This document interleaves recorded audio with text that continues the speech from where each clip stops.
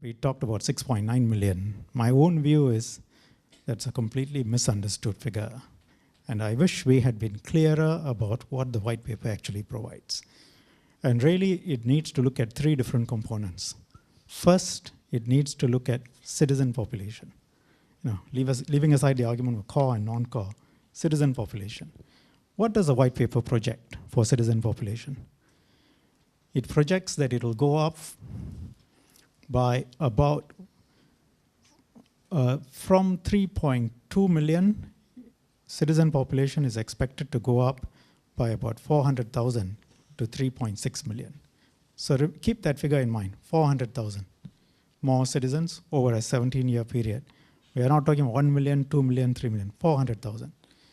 The PR population is expected to be stable because today we have 540,000 PRs. The white paper projects the PR population in 17 years to be between 500 to 600,000, i.e. basically stable. It can be a bit less, can be a bit more, but it'll be around there. So the total resident population, and resident population is what's relevant because they are the ones who are going to stay in flats, consume services, use our public facilities.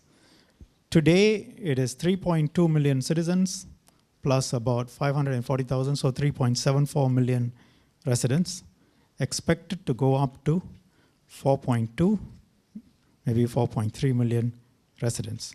So we are talking about a net increase of 4 to 500,000. The balance is what I call transient population, foreign workers, whether they are your house help, also known as maids, or construction workers, or PMETs, people who come on short-term passes, work for a while, and then go. That, to me, the easiest way to think of it is a tap. You turn it on when the economic growth is good, and you bring them in when you need them. You turn it off if a recession bites in, or you don't need it, or your productivity grows, you turn it off. Turn on, turn off. What would it be? I think we can project for the next 3 years, next 4 years, because it depends on the economy. Beyond that, honestly, can anyone project?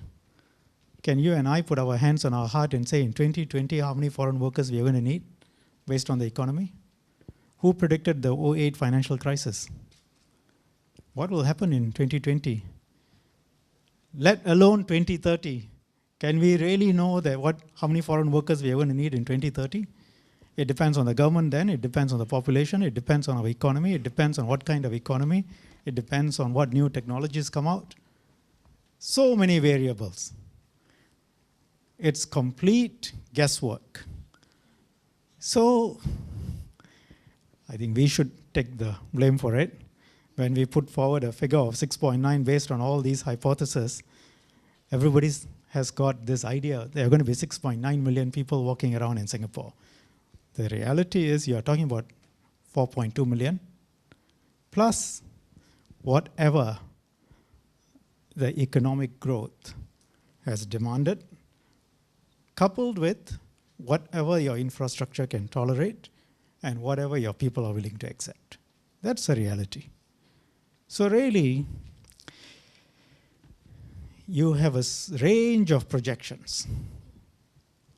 Where you will end up, I can't stand here today and tell you. And the white paper to that extent has been completely misunderstood. The things which are in your control is the net immigration every year. You project 25, 30,000. The things which are in your control, how many of them become citizens? So you can project those things. You can't project workforce. But you need outlying assumptions on a certain basis because you need to build up your infrastructure. An honest government should say in 15 to 20 years, we may need this kind of foreign worker population. If we have that kind of foreign worker population, then what kind of transport do we need? What kind of public facilities do we need? Hospital services we need? And so for as a planning parameter, you need certain guidelines, and then you work with that so that you're not caught short. You think ahead.